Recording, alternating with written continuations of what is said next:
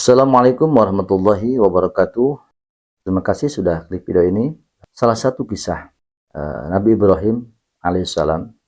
Ketika itu Nabi Ibrahim bermimpi bahwasanya dalam mimpinya adalah malam tanggal 8 Dzulhijjah.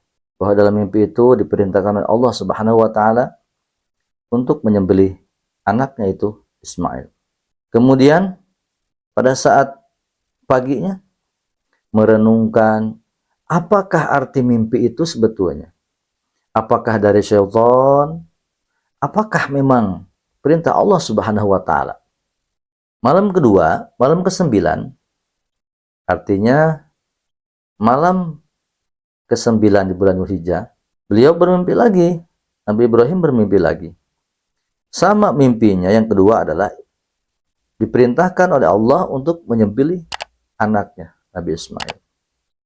Maka tanggal 9 itu dipanggillah Nabi Ismail dalam keadaan hati yang memang sedang gelisah. Apakah betul mimpi itu perintah dari Allah? Apakah memang itu perintah atau dari syaitan? Maka dipanggillah sang anak Nabi Ismail. Ya Ismail, malam tadi bahasa kita ya, bapak atau ayah bermimpi supaya untuk menyembelih engkau. Tapi bapak disebut ragu-ragu, apakah itu dari Allah, apakah itu dari syaitan. Kata Nabi Ismail, kalau memang itu perintah Allah, saya siap untuk disembelih. Orang tua seperti apapun, ketika untuk menyembelih anak pasti tidak mau sebetulnya. Tapi karena anak yang soleh, ketika diberikan hal seperti itu, Nabi Ibrahim bermimpi, kemudian disampaikan kepada Nabi Ismail, ya Ismail, bagaimana ini? Kalau memang perintah Allah, saya siap. Bapak tong ragu sekurang makitunya. Jadi jangan ragu, silahkan. Kalau perintah Allah, laksanakan. Kemudian, singkat ceritanya Nabi Ismail, ya, di bahasa kita itu apa namanya, didandanin. Ya, dipakai pakaian putih-putih. Kemudian siap untuk disembelih, ya, dibawa ke Jabal Gubes.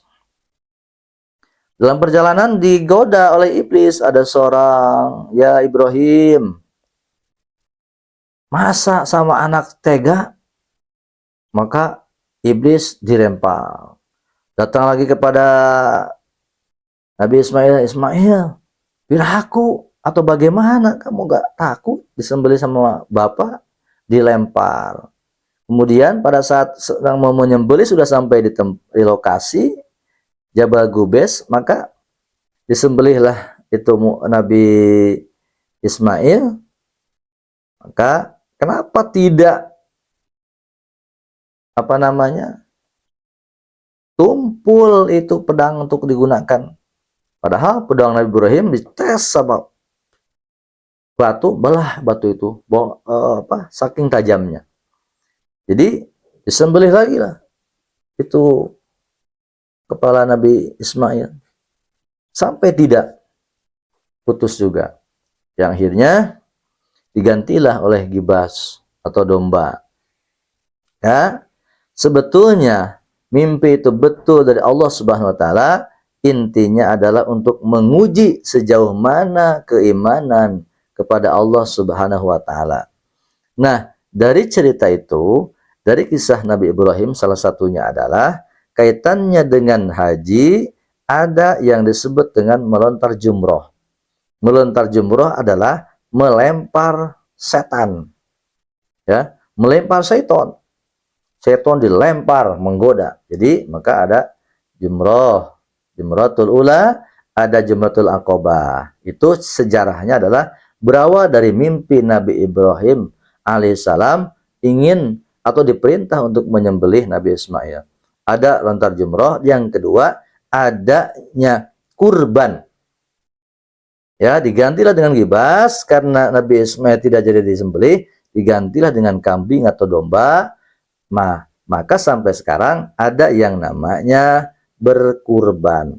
Kurban itu tidak satu kali, setiap kalau kita mampu, setiap tahun disunahkan berkurban. Menyembelih hewan kurban, domba atau kambing, atau sapi bisa untuk 7 orang. Nah, jadi hikayatnya atau sejarahnya, atau kisahnya adanya lontar jumroh, kisahnya adanya yang disebut dengan penyembelihan hewan kurban, di tanggal 10, 11, 12, 13 bulan Zulhijjah. Itu sejarahnya adalah berawal dari mimpinya Nabi Ibrahim untuk menyembelih anaknya Nabi Ismail. Mudah-mudahan bermanfaat dan mudah-mudahan kita bertemu nanti sampai bulan Dzulhijjah. Yang mampu umroh nanti setelah bulan haji umroh. Jadi pas bulan Dzulhijjah tidak ada umroh, tapi orang yang berhaji pasti umroh. Ada haji tamatu, ada haji ifrad, ada haji qiron. Mudah-mudahan bermanfaat untuk sahabat Al-Kisah semua. Hadanallahu wa iyyakum ajma'in. Assalamualaikum warahmatullahi wabarakatuh.